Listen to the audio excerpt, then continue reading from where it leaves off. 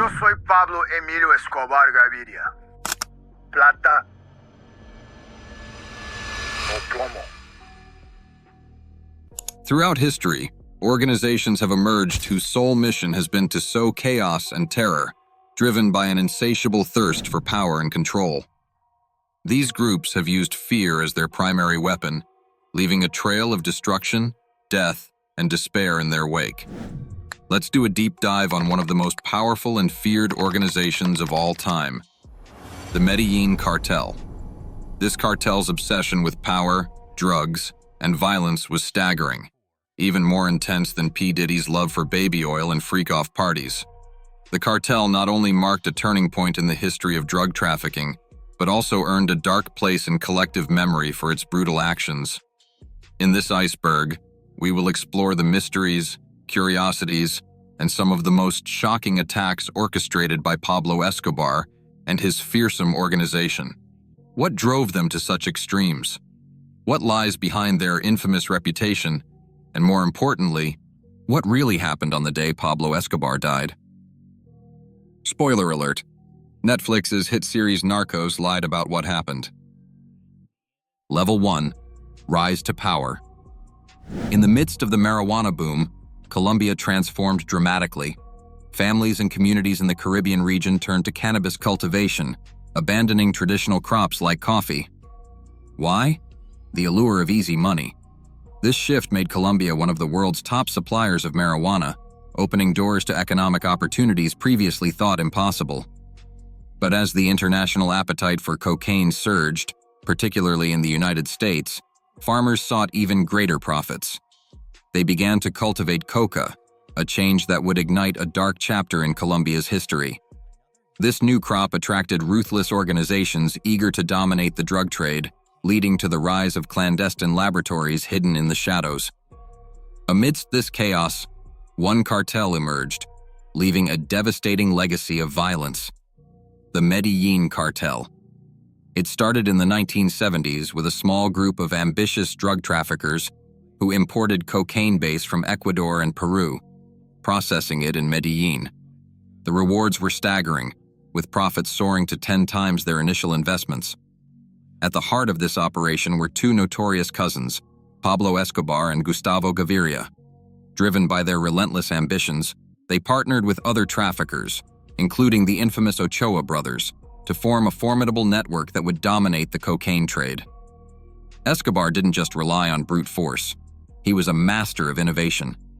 He revolutionized trafficking by using airplanes for transportation and wielded violence and corruption like weapons, bribing officials and eliminating anyone who dared to challenge him.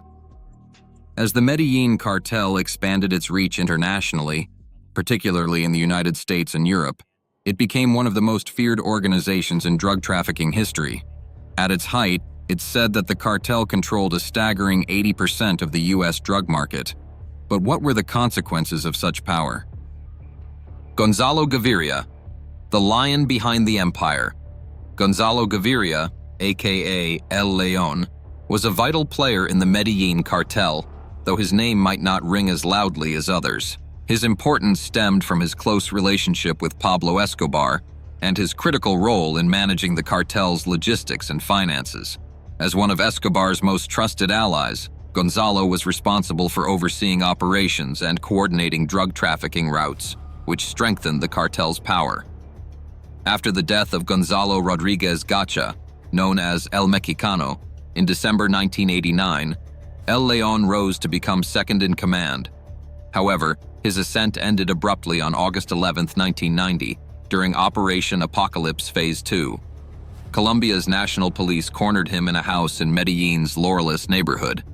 In a fierce shootout, Gaviria fought back, but was ultimately killed. Marginalized youth, the backbone of the cartel. In the streets of Medellín, young people living in extreme poverty became the backbone of the Medellín Cartel's operations. With few opportunities available, these vulnerable youngsters were easy targets for drug traffickers. Escobar and his associates took advantage of their desperation, offering money, status, and protection in exchange for their loyalty. For many, joining the cartel seemed like their only chance at a better life. The lack of education and government support pushed some of these recruits, even minors, into roles as hitmen, drug mules, and enforcers. Their eagerness to take risks and the promise of wealth fueled the cartel's power, exploiting social inequality to expand its influence. Escobar crafted an image as a benefactor to the poor, funding community projects like houses and soccer fields to gain their support while secretly building an army of young recruits. One of these recruits, John Jairo Arias, known as Pinina, emerged as a feared hitman during the 1980s and early 1990s. Pinina was trusted by Escobar and involved in violent operations, including assassinations of politicians and rival traffickers. His notoriety wasn't just due to his violence, but also his flashy lifestyle, filled with displays of wealth and power. It's estimated that he was involved in dozens of murders for the Medellín Cartel. His reign came to an end on June 14, 1990, when a betrayal by his housemaid led to a national police operation that resulted in his death. Rodrigo Lara Bonilla, a tragic turning point. Rodrigo Lara Bonilla, Colombia's Minister of Justice, became one of the Medellín Cartel's early victims. After making strong accusations against Escobar, Lara and his family began receiving death threats from the cartel. To protect him, the government offered him a diplomatic post as ambassador to Czechoslovakia, which he accepted, set to begin on May 12, 1984. However, tragedy struck on the night of April 30, 1984. While driving his white Mercedes-Benz along 127th Street in northern Bogotá, Lara was ambushed and shot by hitmen from the Medellín Cartel. After the attack, he was rushed to a hospital but was declared dead shortly after arrival. Lara's assassination marked a dark turning point in Colombia's battle against the cartel, igniting fear and chaos in the nation. The event galvanized the government's efforts to combat the Medellín Cartel, sparking an era of intense conflict and bloodshed. Level 2. Terror and Violence, the Extraditables. In the 1980s, a group of Colombian drug traffickers emerged, fiercely opposing the extradition of their associates to the United States. Known as the Extraditables, this group was primarily made up of members of the Medellín Cartel. They viewed extradition as a death sentence for their freedom and their business. As drug trafficking escalated in Colombia, the government, in collaboration with U.S. authorities, adopted aggressive measures to combat the crisis, including signing an extradition treaty. This agreement allowed the U.S. to request the extradition of Colombian traffickers to face trial on American soil. Faced with this threat, the Extraditables launched a brutal campaign of terror, declaring they would prefer a grave in Colombia to a prison cell in the U.S.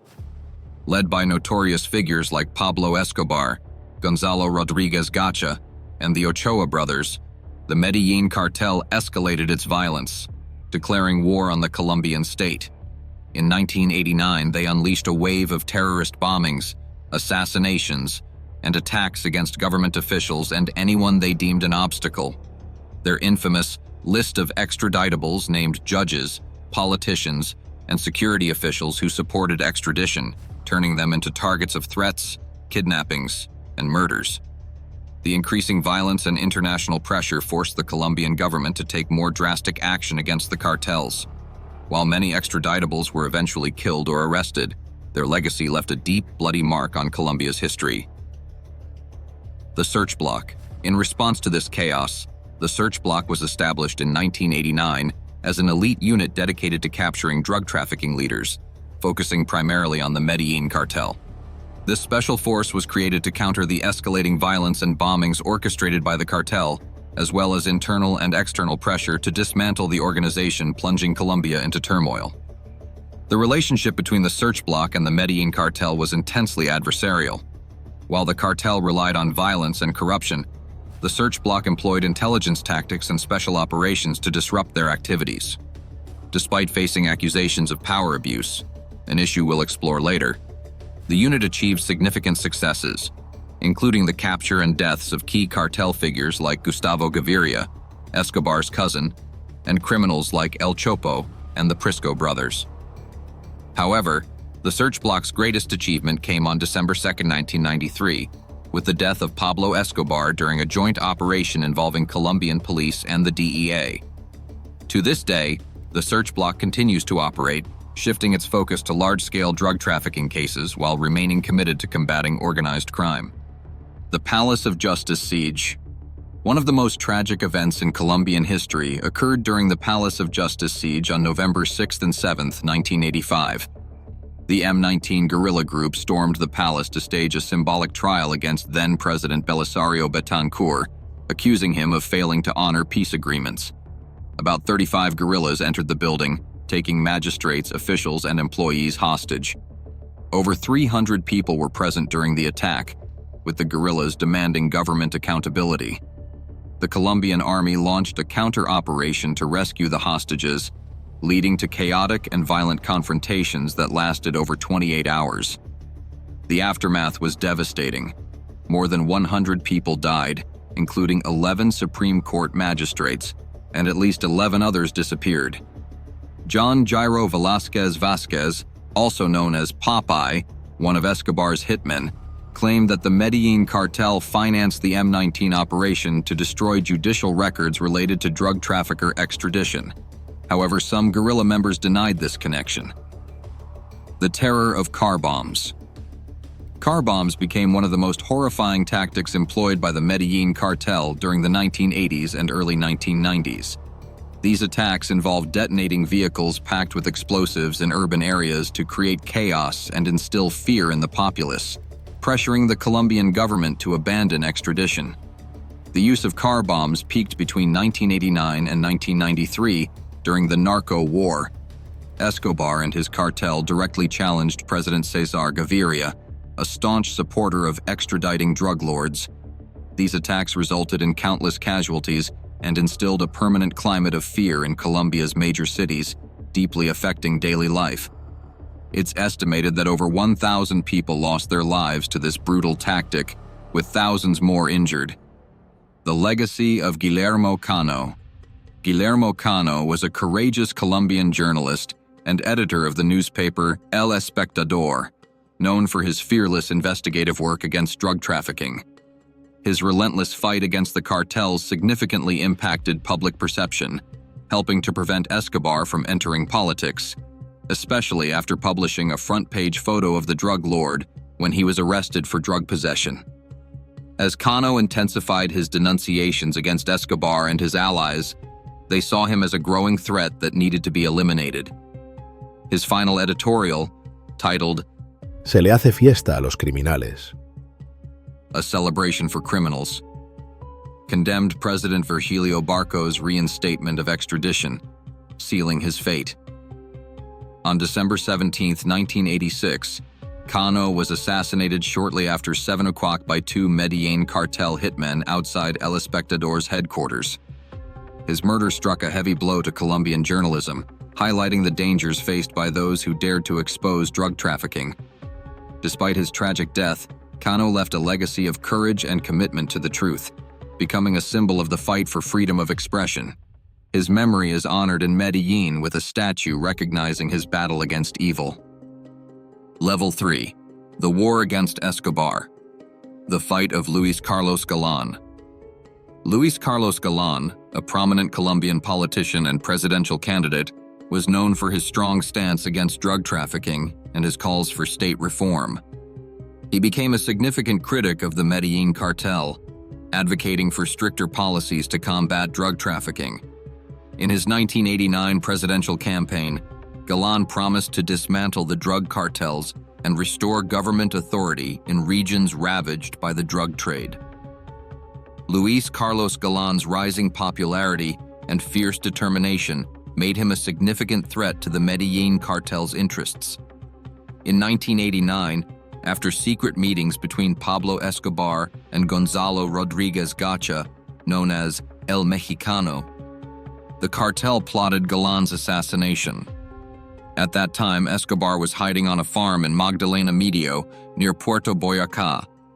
Once the decision to eliminate Galán was made, Escobar ordered his hitman, Popeye, to locate Ricardo Prisco, who was then brought to the farm to carry out the mission.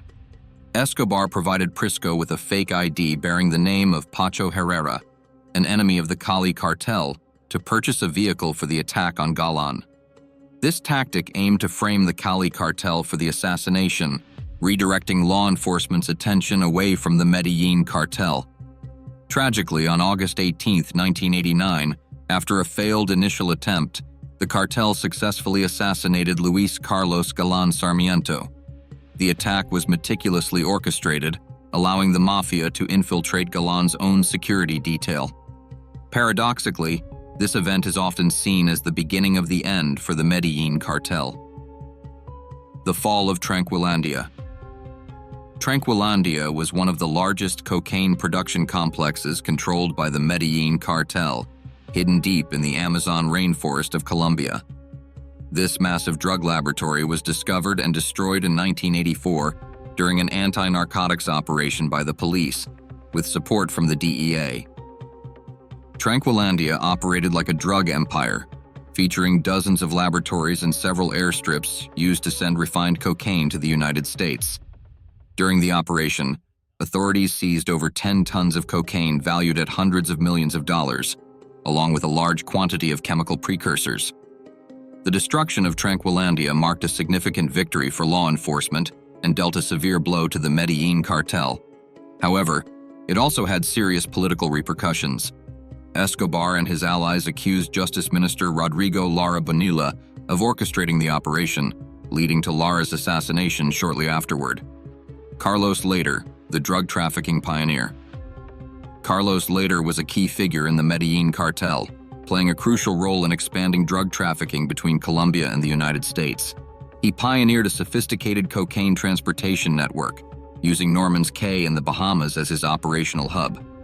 This private island became a strategic point for planes loaded with white gold, which were then distributed throughout the U.S., particularly in Florida. Later revolutionized the drug trade by introducing air transportation for large quantities of cocaine, significantly enhancing the efficiency and profitability of shipments. However, in 1987, Colombian authorities captured him in a joint police and military operation, delivering a severe blow to the cartel. What surprised many was how easily he was caught, which was unusual for someone of his stature. Several theories surround his arrest. Some believe he was betrayed by his own staff, frustrated with his mistreatment. Others suggest annoyed neighbors alerted the authorities due to the noise from his extravagant parties.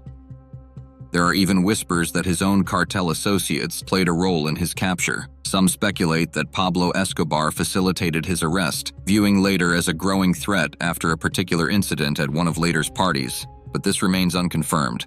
Barry Seal, the double agent. Barry Seal was an American pilot who became notorious as both a drug smuggler and an undercover agent for the U.S. government during the 1970s and 1980s. With his extensive flying experience, Seal emerged as one of the primary pilots transporting cocaine from Colombia to the United States, using clandestine airstrips in Colombia to land large shipments in Florida. His ability to evade authorities made him invaluable to drug traffickers. In the early 1980s, Seal was arrested in the U.S. for drug trafficking. To reduce his sentence, he decided to collaborate with the DEA, becoming an informant. Under DEA supervision, he continued operating as part of an undercover plan to gather information on drug cartels. In 1984, Seal took part in an undercover operation that captured photographs of high-ranking Medellín cartel members, including Pablo Escobar, loading cocaine onto his plane in Nicaragua. These images served as critical evidence linking Colombian cartels to Nicaragua's Sandinista regime. However, his cooperation with the U.S. government made him a target for the Medellín cartel. In 1986, Barry Seal was shot dead in Baton Rouge, Louisiana, by hitmen hired by the cartel in retaliation for his betrayal. Peter McAleese, the Mercenaries' Mission. Peter McAleese, a former British soldier and Special Forces veteran, gained notoriety for his involvement in a failed attempt to assassinate Pablo Escobar. This plan, financed by the Cali cartel, involved 2 helicopters transporting McAleese and a team of mercenaries to Hacienda Nápoles, Escobar's estate. The goal was to confront Escobar's security, kill him, and return with his head as a trophy. The operation was triggered when an informant alerted the team that Escobar was present at the estate. However, the attack never materialized because Macalisa's helicopter crashed in the Andes Mountains due to bad weather. The pilot perished in the crash, while Macalise survived but sustained serious injuries, spending 3 agonizing days on a mountainside. Meanwhile, Escobar, learning of the assassination plot, dispatched hitmen to locate the mercenaries. Aware that capture would lead to a slow, painful death, Macalise managed to escape just before he was found and was ultimately rescued. This failed attempt inspired the documentary Killing Escobar, which recounts the thwarted attack and the perils faced by the mercenaries involved. Kidnapping, a tool of terror. The Medellín Cartel, under Escobar's command, used kidnapping as a key strategy to pressure the Colombian government.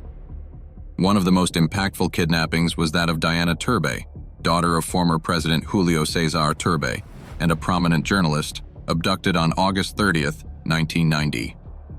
Escobar aimed to halt the extradition of drug traffickers to the United States.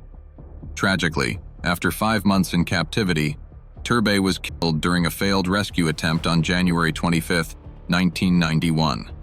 Another significant kidnapping was that of Francisco Santos, a journalist from a powerful political family, who was taken on September 19, 1990.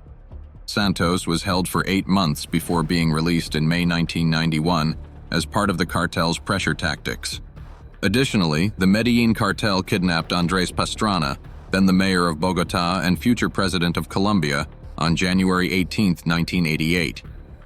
He was released after 7 days in captivity, another move by the cartel to intimidate political figures and spread terror throughout the country. Level 4. The victims of the Medellín Cartel. Álvaro Ortega, a respected Colombian football referee, was tragically assassinated on November 15, 1989, in a crime linked to the notorious Medellín Cartel. The incident stemmed from a high-stakes match between Deportivo Independiente Medellín and América de Cali, teams affiliated with rival cartels. After the game ended 3-2 in favor of Cali, Ortega faced harsh criticism for a controversial refereeing decision that many believed had harmed the Medellín team. Concerned for his safety, he requested to be relieved from officiating the return match, but the Colombian Football Federation denied his plea. Following the match, Ortega was ambushed and shot 9 times outside his hotel in Medellín. This shocking crime sent ripples through the nation and led the Colombian Football Federation to cancel the 1989 championship. Later, Pablo Escobar's former hitman, Popeye, revealed that Escobar had ordered the murder after feeling insulted by Ortega's decision while watching the game on television. A deadly attack on the press. On September 2, 1989, the newspaper El Espectador became the target of one of the most brutal attacks by the Medellín Cartel against freedom of the press in Colombia. Known for its relentless reporting on drug traffickers' crimes, El Espectador had painted a target on its back. In a dramatic act of violence, the cartel detonated a car bomb containing 135 kilograms of dynamite outside the newspaper's offices in Bogotá, causing extensive damage to the building. Miraculously, there were no fatalities, but the attack left an indelible mark on Colombian journalism. The Medellín Cartel aimed to silence and intimidate the media that dared to expose their criminal activities, hoping to instill fear in society. Yet, El Espectador refused to back down. The day after the bombing, they published a bold front-page headline that read, "We keep going," using the few operational printing presses that survived the attack. The Prisco brothers, terror unleashed. The Prisco brothers led a dangerous criminal gang that served the Medellín Cartel during the 1980s and early 1990s. Infamous for their brutality, this gang carried out some of the most heinous crimes ordered by Pablo Escobar. Specializing in assassinations, kidnappings, and extortion, the Prisco brothers played a critical role in Escobar's violent campaign against the Colombian state. Their notorious list of victims included Justice Minister Rodrigo Lara Bonilla, El Espectador Director Guillermo Cano Izaza, Magistrate Hernando Baquero Borda, Judge Julio Manuel Castro, Prosecutor Carlos Mauro Hoyos, and Antioquia Governor Antonio Roldan Betancourt, along with several police officers. They were also involved in an attack on Congressman Alberto Villamizar. The Prisco gang was dismantled on January 22, 1991, when David Ricardo Prisco and his brother Armando were killed in simultaneous police operations in Medellín and Rio Negro. Their deaths marked a significant blow to the gang and the cartel's influence. Escobar's Campaign of Terror. On March 30, 1990, the Medellín Cartel unleashed a wave of extreme violence in a desperate attempt to thwart the Colombian government's efforts to extradite drug traffickers. Escobar offered a bounty of up to 2 million pesos for every police officer killed, aiming not only to destabilize the country, but also to intimidate authorities into halting anti-drug initiatives. An estimated 2,000 hitmen were mobilized to execute targeted assassinations and attacks against law enforcement. These rewards were advertised in the poorest neighborhoods of Medellín, enticing many impoverished youths who saw them as a quick way to earn money. The violence escalated into ambushes, direct killings, and explosive attacks on police stations and public areas. This period stands as one of the bloodiest in Colombian history, leaving a legacy of terror and despair.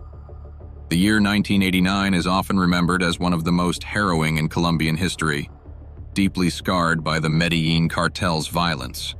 The cartel unleashed an intense campaign of terror, resulting in the assassinations of prominent political figures and mass attacks that created a climate of fear and insecurity.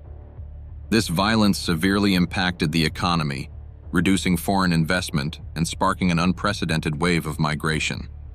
It also weakened state institutions, fueling corruption and impunity. As a witness poignantly stated, "We felt that the Medellín Cartel had the government against the ropes, and that the state was faced with the choice of surrendering or facing continued attacks." In this bleak context, journalist Maria Elvira Samper published a book documenting these events, labeling 1989 as the worst year in Colombia's history. Pablo Escobar's Dark Obsession. Pablo Escobar, the head of the Medellín Cartel and one of history's most powerful drug traffickers, was not only notorious for his violent reign over the drug trade, but also for his disturbing attraction to young women. During the peak of drug trafficking in Colombia, the bodies of 49 murdered teenage girls were discovered along various roads, all linked to Escobar's dark world. Authorities concluded that these young women had been involved with Escobar before being killed by cartel hitmen to eliminate any potential threats to his criminal empire. A survivor of this horrific tragedy revealed to El Tiempo in 1991 that despite Escobar's violent reputation, he could be charming and courteous during their encounters. However, most of the girls were not as fortunate. The survivor recounted that many of her friends were killed for merely overhearing information they shouldn't have, or for speaking out. "If you spoke or betrayed them, you were dead," she explained. The Medellín Cartel employed a group known as Los Señuelos, the decoys, to lure teenage girls into dangerous situations. They offered money and false promises of protection to entice the girls. According to journalist Germán Castro Caicedo, Escobar preferred girls between the ages of 14 and 17. Despite the risks, some were drawn in by the hope of a better life. Investigations revealed that the 49 murders were partly driven by Escobar's relentless search for information about his enemies and the need to eliminate potential witnesses after his location was leaked. The bodies of the young victims appeared in various locations around Medellín, each showing signs of extreme violence. As the chaos unfolded, Escobar was declared a wanted man. A reward is offered for information on Pablo Emilio Escobar Gaviria. Level 5. Full-blown narco-terrorism. The massacre at Hacienda Los Cocos on November 21, 1988, is etched in history as one of the bloodiest episodes of Colombia's narco wars. Located in Puerto Boyacá, the hacienda became the stage for a brutal attack orchestrated by the Medellín Cartel in collaboration with paramilitary groups. Their main target was Pacho Herrera, a leader of the rival Cali cartel.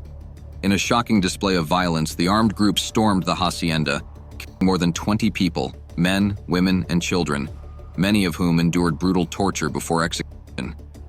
This massacre was a retaliatory strike after the Cali cartel's car bomb attack on the Monaco building in Medellín on January 13, 1988, where Pablo Escobar and his family lived.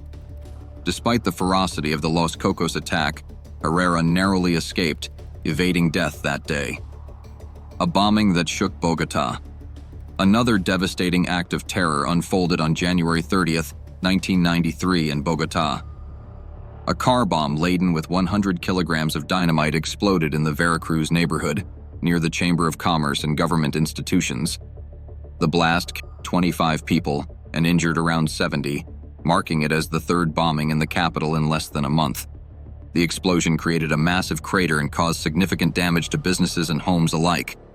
At this time, Escobar was in exile, having sent a letter to Attorney General Gustavo de Greiff announcing his intention to resume armed conflict. This attack was a desperate attempt by the cartel to pressure the government into negotiations. The Villatina Massacre, a tragic case of misjudgment. Just months after Escobar's escape from La Catedral prison, the Villatina Massacre occurred on November 15, 1992. In the impoverished Villatina neighborhood, a group of police officers entered a local area and executed 9 young people, 7 of whom were minors, on suspicion of links to the Medellín Cartel. These youths were killed without any evidence implicating them in crimes. This massacre was part of a so-called social cleansing effort by certain security forces, who operated extrajudicially in their fight against drug trafficking, ignoring human rights in the process. The massacre occurred amidst rising violence after Escobar's July 1992 escape, prompting President Cesar Gaviria's administration to reactivate the search block to capture him. Under immense pressure from the police, the Medellín Cartel escalated its terror campaign, killing 30 police officers between September and October 1992. The young people in Villatina were labeled as hitmen after the deaths of 2 F2 agents, which prompted the police to retaliate. Witnesses reported that 12 armed and masked men arrived in unmarked vehicles, stormed a store called La Cebada, and executed the victims without trial. Among those killed was Johanna Mazo Ramirez, just 8 years old, alongside other youths aged 15 to 22. The responsible officers fled upon encountering a National Army patrol, and despite complaints, the case remains unsolved. Devastation at Centro 93. On April 15, 1993, the Medellín Cartel struck again, this time at the Centro 93 shopping center in Bogotá. A car bomb loaded with 150 kilograms of dynamite detonated, killing 8 people and injuring 242, making it one of the most devastating attacks of the era. The explosion left an 80-centimeter deep crater and caused extensive damage to over 100 stores, leading to economic losses estimated at nearly 100 million pesos. Nearby buildings, including the International Furniture Center, were also severely damaged. This attack is often seen as the last major act of terror ordered by Pablo Escobar before his death at the hands of Colombian authorities. The DAS building bombing, a city in chaos. The bombing of the Department of Administrative Security, DS, building in Bogotá on December 6, 1989, marked one of the most devastating attacks by the Medellín Cartel. The primary target was DS director Miguel Alfredo Maza Marquez, a key figure in the fight against drug trafficking and one of Escobar's top adversaries. A car bomb containing approximately 500 kilograms of dynamite exploded outside the DAS headquarters, destroying much of the building and causing widespread damage to nearby businesses, homes, and offices. The attack resulted in 63 deaths and over 600 injuries, throwing the city into chaos. More than 300 businesses in the Paloquemao area were obliterated, along with courts, prosecutor offices, and banks, where crucial judicial files were lost. The magnitude of the bombing was so severe that many victims remained unidentifiable, and families received symbolic urns, similar to those given to the victims of the Avianca Flight 203 bombing just a week earlier. The Oporto Bar Massacre, unanswered questions. On June 23, 1990, the massacre at Bar Oporto left a dark mark on Medellín's history, shrouded in impunity and unresolved questions. That night, at least 10 masked gunmen stormed the popular bar, ordering the men inside to lie on the floor before opening fire indiscriminately. The attack killed 23 young people and injured 3 others. This massacre occurred during a period of intense violence as the government intensified its pursuit of Pablo Escobar. The motives behind the Oporto massacre remain unclear. One theory suggests it was a retaliatory act ordered by the Medellín Cartel or paramilitary groups, though no evidence connected the victims to drug trafficking. Another theory points to the Search Bloc or Los Pepes, a paramilitary group formed by former Escobar allies who turned against him. In 2024, Hugo Eliodoro Aguilar, a former Search Bloc commander, admitted to the Special Jurisdiction for Peace, JEP, that Los Pepes were involved in the Oporto massacre, but the exact details remain murky. The horrors of Avianca Flight 203. One of the most horrific acts attributed to the Medellín Cartel was the bombing of Avianca Flight 203 on November 27, 1989. Orchestrated by Pablo Escobar, this attack was part of his violent campaign to prevent the extradition of drug traffickers to the United States. A man named Alberto was unwittingly tricked into carrying the bomb, believing he was on a surveillance mission. Shortly after takeoff from Bogotá en route to Cali, the bomb detonated, killing all 107 people on board, including passengers, crew, and 3 individuals on the ground. Among the victims were innocent men, women, and children. Dandini Muñoz Mosquera, known as La Kika, was accused of organizing the attack. He was sentenced to 10 life terms due to the presence of 2 American citizens and a German among the victims. Despite his repeated claims of innocence, the bombing remains a haunting symbol of the cartel's reign of terror. John Jairo Velázquez Vázquez, known as Popeye, claimed that the Medellín Cartel received assistance from the Colombian state through the Administrative Department of Security, DAS, and Carlos Castaño to carry out the attack. This assertion was also supported by Luis Hernando Gómez Bustamante, known as Rasguño, a member of the Norte del Valle cartel. Now let's dive into the final level of Pablo Escobar's iceberg. Level 6. In this level, I am going to answer what really happened to Pablo Escobar. But first, let me paint the picture of the situation of Escobar's Colombia. 1993, Colombia. Pablo Escobar is on the run. He's public enemy number 1, and his empire is falling apart. The once so powerful king of Colombian snow has practically lost all his power.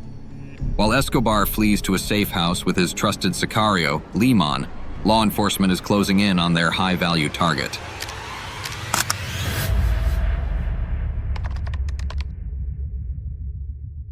Catching Escobar had been an incredibly complex task, marked by many failed attempts, so why did they succeed so easily this time? And more importantly, what really happened that day? Several people claim to have fired the fatal bullet that ended Pablo Escobar Gaviria's life. There's the official American version of what happened, and then there's the Colombian version. As you know, the official version of what happened is that Pablo Escobar was shot by the police while trying to escape. Well, we have more than one official version. If you ask the North Americans, they will tell you we were the ones who killed Pablo Escobar. And if you ask the Colombian police, they will tell you we were the ones. And So you we have your own opinion about this? I don't have opinion. I have proofs. I have evidence. It's different from opinions. How come? Because I have the recordings of my father. He never... If you watched Narcos on Netflix, I hate to break it to you, but you've been lied to. So in this video, with the testimonies of Escobar's son, brother, and the people who hunted him down, I will paint the picture of what really happened on that fateful day in December of 1993. Who killed Escobar? Several organizations were looking for him. Was it Los Pepes, the Colombian police, the US government, or the paramilitary group AUC? There are several hypotheses about his death with official sources, and that makes it even more difficult to find out what really happened. Fortunately, there is some truth in the official version. Escobar's top priority was the safety of his family, so he attempted to strike a deal with the US government and failed. Not once, but twice. His next plan was Europe. Escobar's family boarded a plane to Germany, accompanied by both Colombian police and the DEA. But the plan fell apart. They were immediately deported to Colombia, and upon arrival, confined to an apartment in Bogotá under strict police surveillance. The hunt for Escobar was relentless. He was smart, and every move was calculated. So how did they finally track him down? On December 2nd, 1993, early in the afternoon, just one day after Pablo Escobar's 44th birthday, he called his son, Juan Pablo, while under strict police surveillance.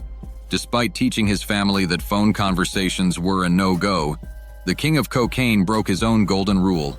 He neglected his own advice, even after being warned by his son that it wasn't safe to continue the conversation. So, why did he do it? Did Pablo know his time was up? Did he just want to talk to his son one last time before ending it all? To understand why Pablo made that call, you need to understand the dynamics of his family relationships and his business. Escobar is often portrayed as a loving family man and caring father who also ran a brutal drug empire. And while that's true, he didn't hide one from the other. His son famously said, I know both.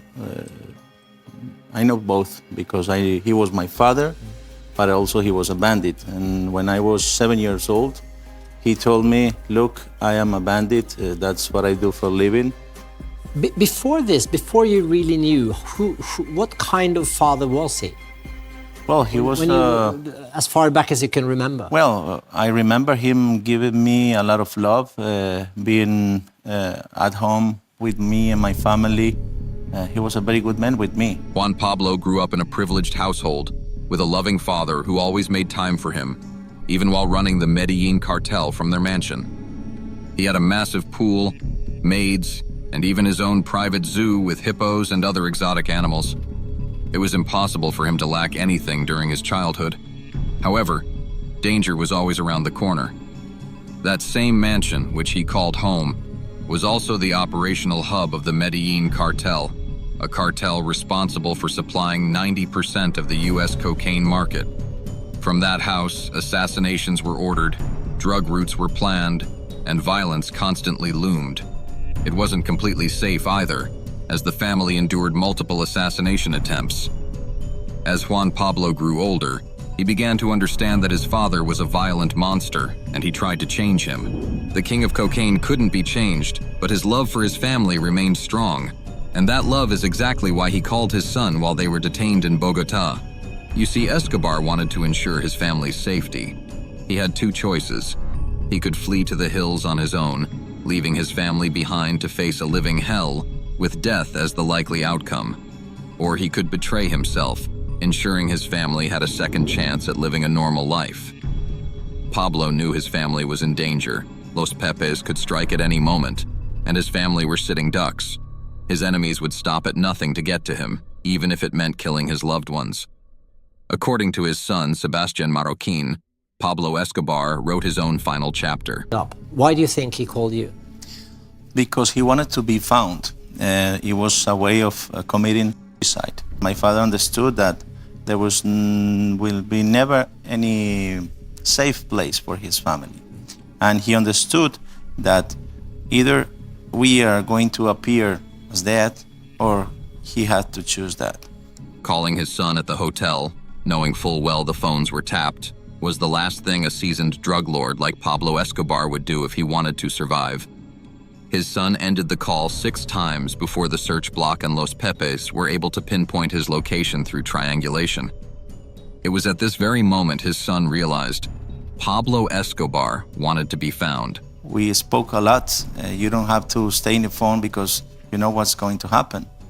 And I hang up, but he was kept calling and calling and calling, and that's why I understood that he was willing to get killed.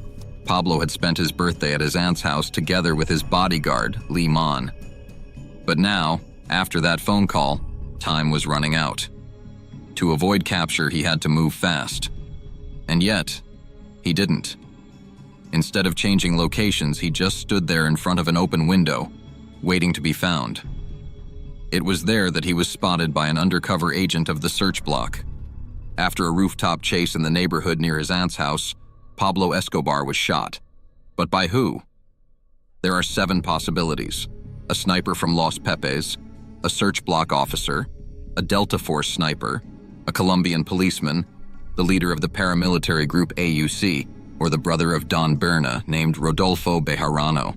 According to the official version, a member of the search block squad eliminated him. But that begs the question, Can we trust the official statement?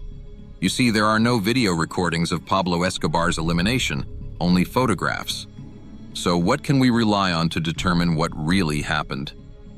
The answer lies in the autopsy of his body. The autopsy reveals that Pablo was hit by bullets in the torso and feet, and one bullet that fatally struck him in the head. But not just anywhere on his head, behind the right ear. This is where things get interesting. Pablo once told his family that if he was ever cornered with no way out, he would himself behind his right ear. According to Sebastian Marroquin, he is absolutely certain that his father took his own life to save his family from being taken hostage by his enemies. Yeah, he taught me because he told me not to fire in his mouth or any other part, just on the right ear. And it was the same place where the bullet appeared. Say what you want about his ruthless approach to running an empire, but in the end, Escobar chose his family over himself. Ultimately, the specifics of how Escobar's life ended don't really matter, because his choice is clear. In Pablo Escobar's world, losing wasn't an option.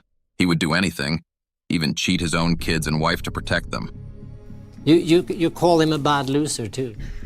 Well, he didn't want to lose. He was always cheating, even to me or to my mom, to everybody. He didn't want to lose.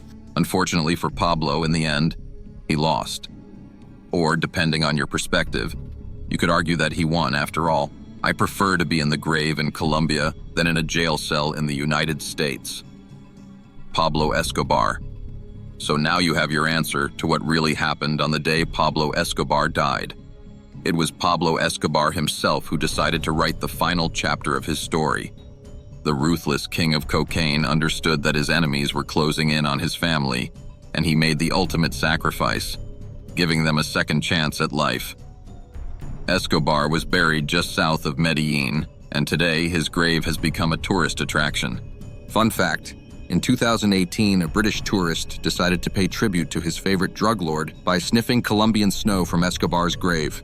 If you like this Iceberg video, make sure to subscribe and click the recommended video on your screen right now to explore 101 facts about Pablo Escobar. See you there.